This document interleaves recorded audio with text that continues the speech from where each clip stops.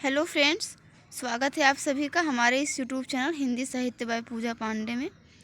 Friends, इस video में हम देखने वाले हैं बीपीएससी ट्री 2.0 का जो एग्ज़ाम हुआ था कक्षा 9 और 10 के हिंदी अध्यापक के लिए।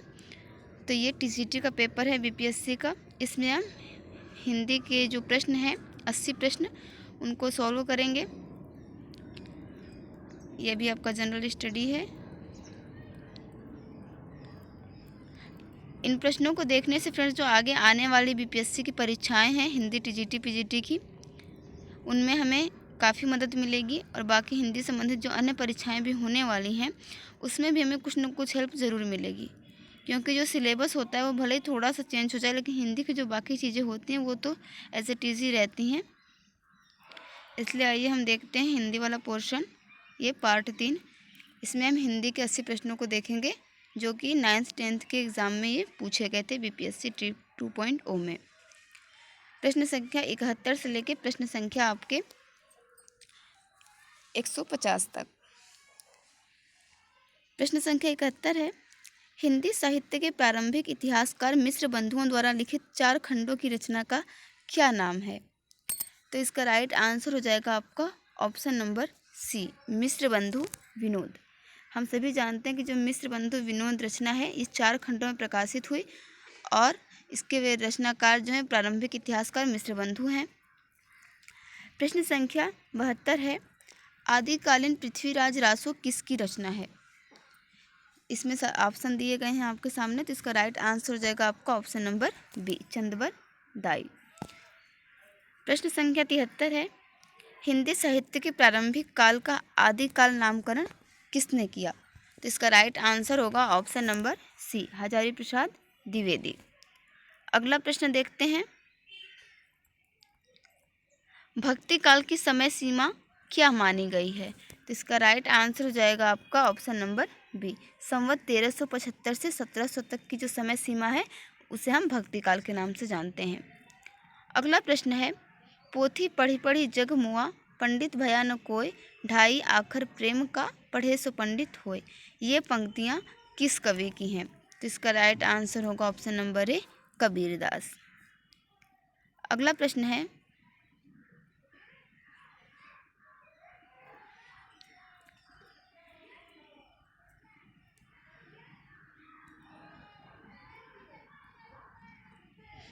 अगला प्रश्न देखते हैं। प्रश्न संख्या 76 है, ये हिंदी में सूफी प्रेमाख्यान लिखने वाले कवि हैं? तो इसका राइट आंसर हो जाएगा option number C, Malik Mohammad Jayasi. इन्होंने हिंदी में सूफी प्रेमाख्यान लिखे हैं। प्रश्न संख्या 77 है कि भक्ति काल के किस कवि के नाम के पूर्व गोस्वामी लगाया जाता है? तो इसका राइट आंसर हो जाएगा आपका ऑप्शन नंबर बी, तुलसीदास। अगला प्रश्न है, उत्तर मध्यकाल को रीतिकाल की संज्ञा किस विद्वान ने दी है? तो इसका राइट आंसर होगा आपका ऑप्शन नंबर सी, आचार्य रामचंद्र शुक्ल। इन्होंने जो है उत्तर मध्यकाल को रीतिकाल ही कहा है। अगला प्रश्न है, निज भाषा उन्नति है सब उन्नति को मूल, बिन निज भाषा ज्ञान के मिटे नहीं ये को सूल। ये जो कथन है ये किसका है? तो इसका राइट आंसर हो जाएगा ऑप्शन नंबर ए, ये कथन भारतेंदु हरिश्चंद्र का है। अगला प्रश्न है, प्रश्न संख्या 80, गोदान किस विधा की रचना है? तो ये आप सभी जानते होंगे, गोदान जो है वो उपन्यास विधा की रचना है। अगला प्रश्न है कि हल्दी घाटी इसके रचनाकार कौन है? तो इसका राइट आंसर हो जाएगा option number B, Shyam Narayan Pandey. इनकी रचना है हल्दी घाटी। प्रश्न संख्या 82 है, जयशंकर प्रसाद द्वारा रचित नाटक है? तो इसका राइट आंसर हो जाएगा ऑप्शन नंबर सी, ध्रुव स्वामिनी। अगला प्रश्न है, हिंदी साहित्य के किस काल को हिंदी साहित्य का स्वर्ण युग कहा गया है? इसका राइट आंसर होगा ऑप्शन नंबर ए, भक्ति काल। भक्ति काल को हिंदी साहित्य का स्वर्ण युग कहा जाता है। अगला प्रश्न है कि रामचरितमानस में कितने कांड हैं? तो इसका राइट आंसर हो जाएगा ऑप्शन नंबर बी, रामचरितमानस में कुल 7 कांड हैं। प्रश्न संख्या 85 है, सुमित्रानंदन पंत आधुनिक काल के किस धारा के कवि हैं? तो इसका राइट आंसर होगा ऑप्शन नंबर सी, छायावाद। अगला प्रश्न देखते हैं, प्रश्न संख्या 86। यहाँ पर हमें ये गद्यांश और गद्यांश पर आधारित हमें कुछ प्रश्न दिए गए हैं। पहले हम गद्यांश पढ़ लेते हैं।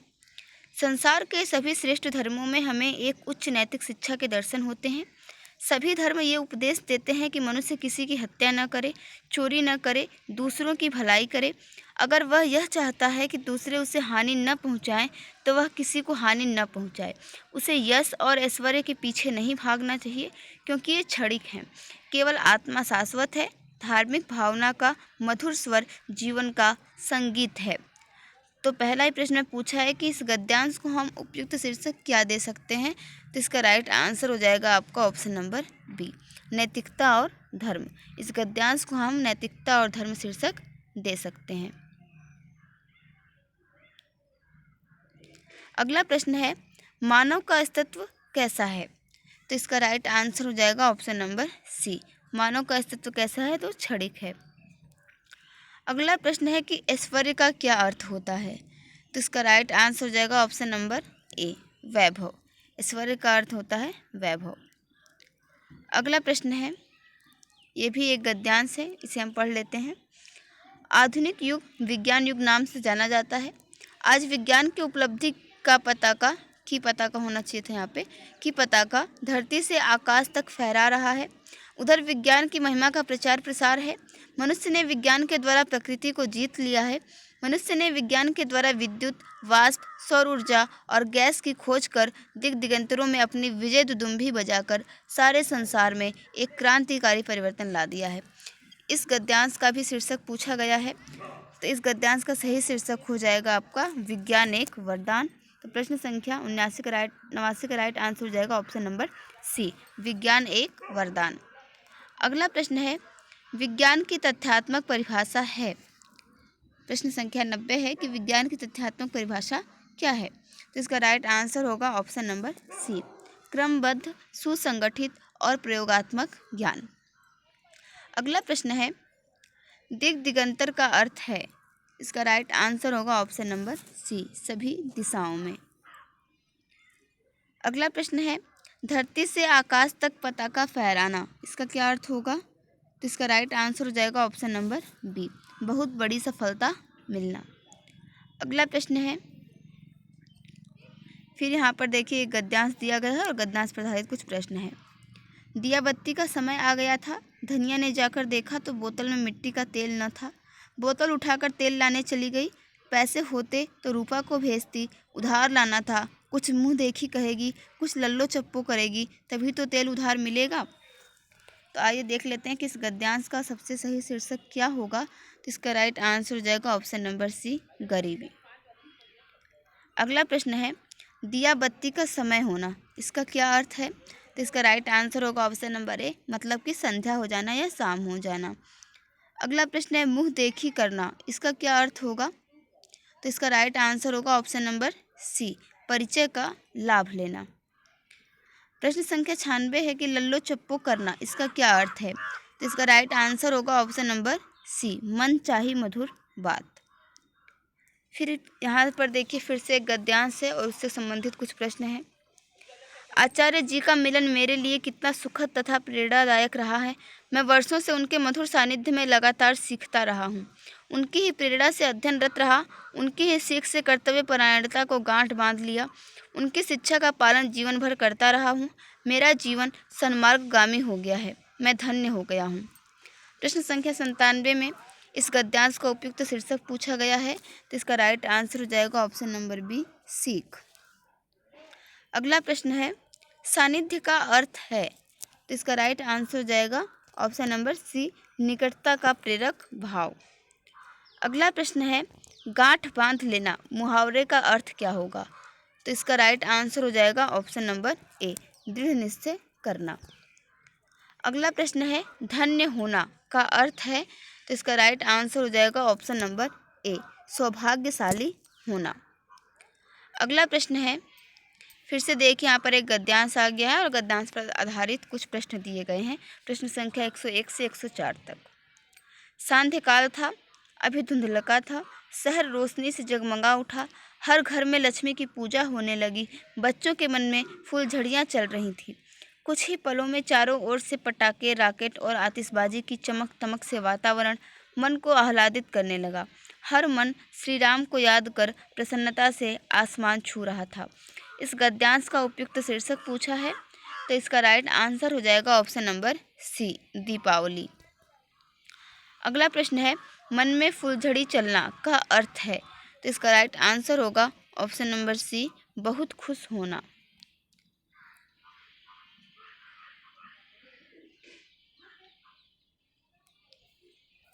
अगला प्रश्न देखते हैं, आसमान छूना का अर्थ है, इसका राइट आंसर हो जाएगा ऑप्शन नंबर बी, सराहनीय सफलता। अगला प्रश्न है, श्री राम को क्यों याद किया गया है। यहाँ पर ये सारे ऑप्शन है आपके सामने, ये सभी आप पढ़ सकते हैं। तो इसका राइट आंसर होगा आपका ऑप्शन नंबर बी, उनके वनवास से अयोध्या लौटने की खुशी में श्री राम को याद किया गया है।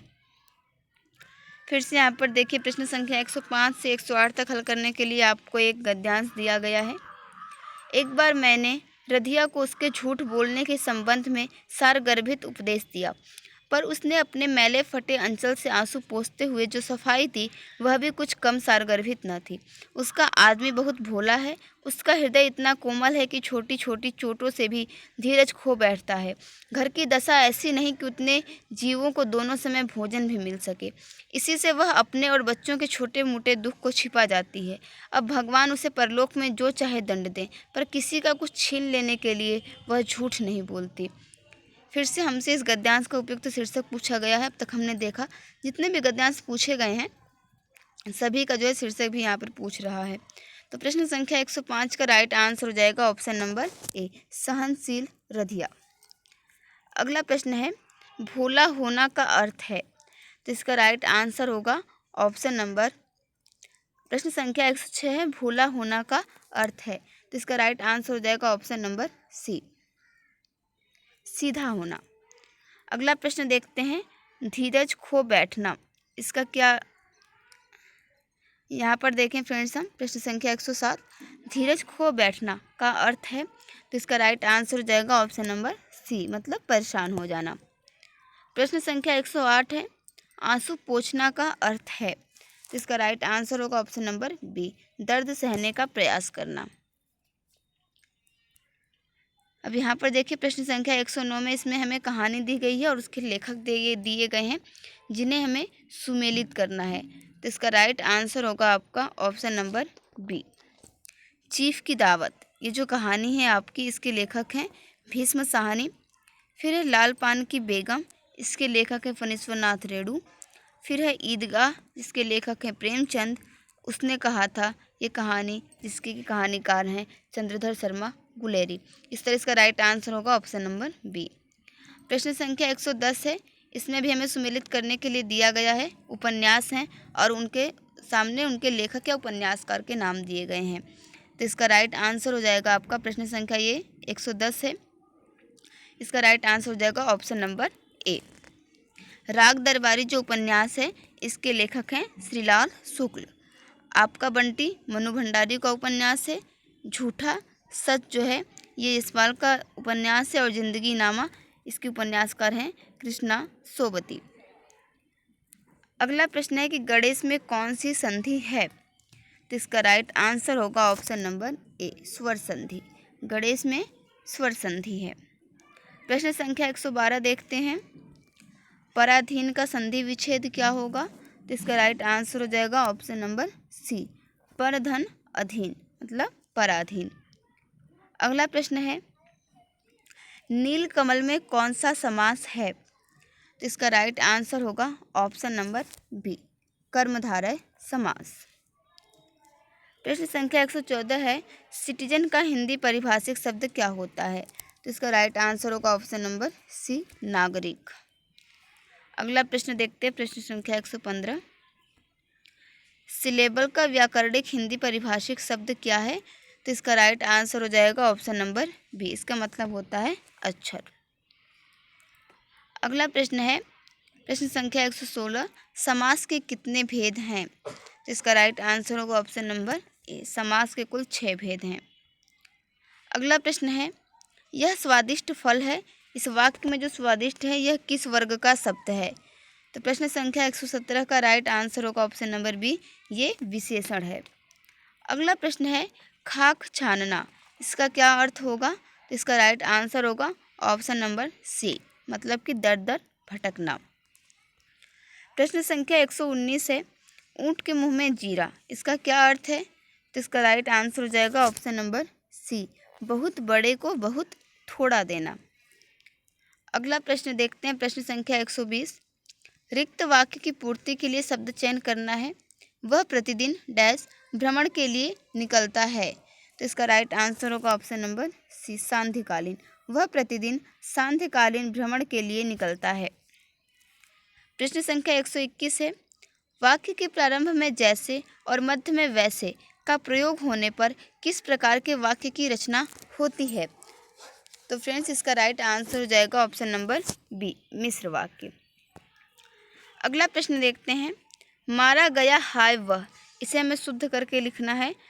इस वाक्य का शुद्ध रूप क्या होगा? तो इसका राइट आंसर हो जाएगा ऑप्शन नंबर सी, हाय वह मारा गया। अगला प्रश्न है, आज रविवार का दिन है, इसे भी हमें इस वाक्य को शुद्ध करके बताना है।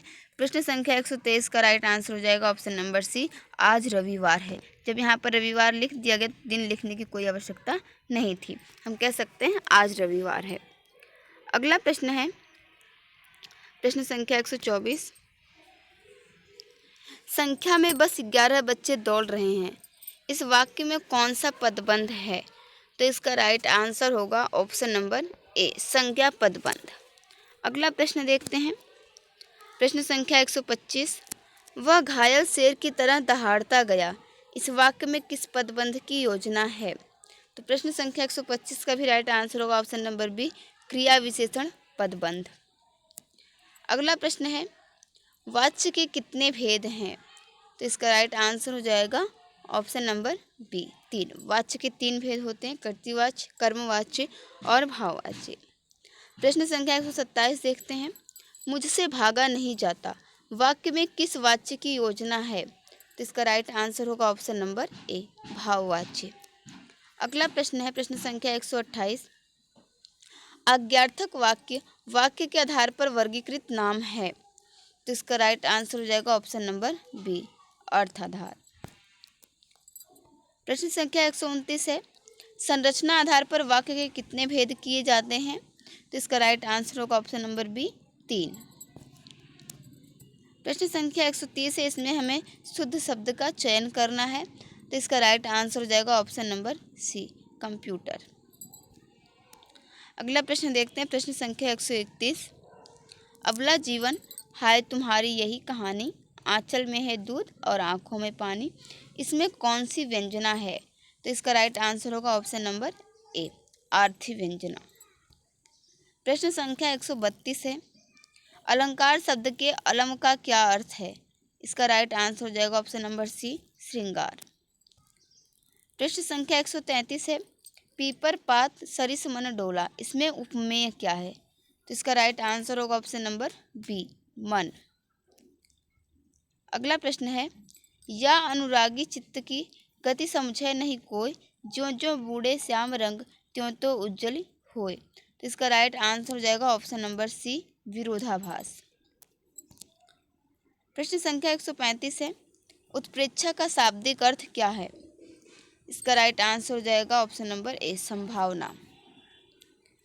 प्रश्न संख्या 136 है, उदित उदयगिरी मंच पर रघुवर वाल पतंग, विकसे संत सरोज सब, हर्षे लोचन भृंग, ये जो पंक्तियाँ आपने पढ़ी, इसमें कौन सा अलंकार है? तो इसका राइट आंसर हो जाएगा ऑप्शन नंबर सी, रूपक। और ये जो पंक्तियाँ काफ़ी बार कई सारी परीक्षाओं में पूछी जा चुकी हैं, तो इसमें रूपक अलंकार होता है। प्रश्न संख्या 137 है, अति कटु वचन कहत कैकेयी, मानहु लोन जरे पर देई, इसमें कौन सा अलंकार है? तो इसका राइट आंसर होगा ऑप्शन नंबर बी, उत्प्रेक्षा। यहाँ पे मानहु आया है, यहाँ उत्प्रेक्षा अलंकार हो गया। प्रश्न संख्या 138 है, मोम सा तन घुल चुका अब, दीप सा मन जल चुका अब, यहाँ पर कौन सा अलंकार है? इसका राइट आंसर होगा ऑप्शन नंबर बी, उपमा। यहाँ पर आप देख रहे हैं दोनों जगह सा का प्रयोग हुआ है, इसलिए यहाँ उपमा अलंकार हो जाएगा।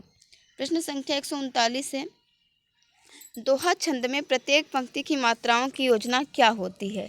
तो इसका राइट आंसर हो जाएगा ऑप्शन नंबर ए, 13 और 11, यानी पहले और तीसरे में 13-13, दूसरे और चौथे में 11-11 मात्राएं होती हैं। अगला प्रश्न है प्रश्न संख्या 140। अस कहीं फिर चितई तहीं ओरा, सिय मुख शशि भय नयन चकोरा। इसमें किस छंद की योजना है? प्रश्न संख्या 140। इसका राइट आंसर होगा ऑप्शन नंबर सी, ये चौपाई है। अगला प्रश्न है किस छंद के प्रत्येक चरण में 24 मात्राएं होती हैं और 11-13 पर यति होती है? तो इसका राइट आंसर हो जाएगा आपका ऑप्शन नंबर ए, रोला। अगला प्रश्न है छंद गणना में मात्रा के कितने भेद हैं? इसका राइट आंसर होगा ऑप्शन नंबर ए, 2। प्रश्न संख्या 143 है सामान्य रूप से काव्य गुण के कितने भेद? तो इसका राइट आंसर हो जाएगा ऑप्शन नंबर ए, सामान्य रूप से काव्य गुण जो होते हैं वो 3 प्रकार के होते हैं। प्रश्न संख्या 144 है इनकी गाथा छोड़ चलो झांसी के मैदानों में, जहां लड़ी थी लक्ष्मीबाई मर्द बनी मर्दानों में।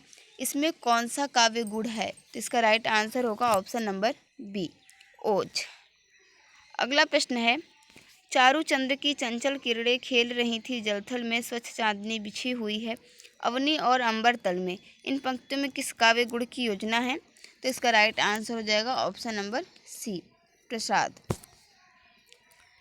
प्रश्न संख्या 146 है रस निष्पत्ति के स्थायी भाव के अतिरिक्त कितने तत्व माने गए हैं? तो इसका राइट आंसर हो जाएगा ऑप्शन नंबर ए, 3। प्रश्न संख्या 147 है हिंदी में संस्कृत के 9 रसों में कितने नए रस जुड़ गए हैं? तो इसका राइट आंसर होगा ऑप्शन नंबर ए, 2 और रस जुड़ गए हैं। कौन कौन से? भक्ति और वात्सल्य। अगला प्रश्न है शांत रस का स्थायी भाव है। तो इसका राइट आंसर हो जाएगा ऑप्शन नंबर सी, निर्वेद। प्रश्न संख्या 149 है बालधि विशाल विकराल ज्वाल जाल मानो, लंक लीलिबे को काल रसना पसारी है। कैधो व्योम बीथिका भरे हैं भूरी धूम केतु, वीर रस वीर तरवारी सी उधारी है। इन पंक्तियों में कौन से रस का वर्णन किया गया है? तो इसका राइट आंसर होगा ऑप्शन नंबर बी, भयानक रस। प्रश्न संख्या 150 और आज की वीडियो का ये अंतिम प्रश्न है मैया कभी बढ़ेगी चोटी, कितनी बार मोहि दूध पियत भई, यह अजहू है छोटी। इन पंक्तियों में कौन सा रस है? तो इसका राइट आंसर होगा ऑप्शन नंबर सी, वात्सल्य रस। ये पंक्तियाँ जो हैं ये वात्सल्य रस का उदाहरण है। तो फ्रेंड्स आज की इस वीडियो में हमने बीपीएससी टी 2.0 का टीजीटी का हिंदी का पेपर जो था उसमें हमने हिंदी के सभी प्रश्नों को सॉल्व किया। मिलेंगे नेक्स्ट वीडियो में तो हम पीजीटी का जो पेपर हुआ था क्लास 11th और 12th के लिए उसके हिंदी के पार्ट को हम सॉल्व करेंगे। और ये सभी जो प्रश्न हैं ये हमारी आने वाली परीक्षाओं के लिए भी महत्वपूर्ण हैं और अगली जो बिहार शिक्षक भर्ती होगी उसके लिए भी काफ़ी महत्वपूर्ण है। Thank you for watching this video.